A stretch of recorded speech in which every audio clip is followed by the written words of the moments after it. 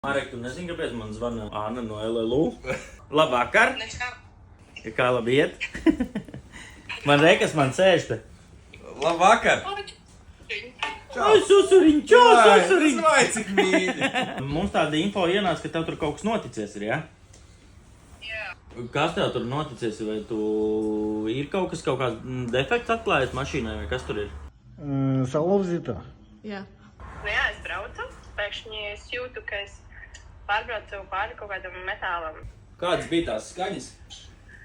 Tās skaņas bija tieši tādas, ka pārbraucu pāri metālu, tādas arī bija tās skaņas. Artur, vai tu nekad neesi pārbraucis pāri metālu? Nu, kad pārbrauc pāri metālam, tad tā sanāk tāds klabis. Tā nebija vai tā bija? Klink. Bija. Visu, klink. Klink, tad nav nekas traks. Tad nav nekas traks, jā. Man bija tieši par servisu jautājumu, bet tu biji servisā. Bija, jā? Jā. Bija servisā. Varbūt servismeistars var kaut ko nokomentēt, kas tur notiekās. Salauzita. Jā. Prужина. Atspere. Atspare. Ok.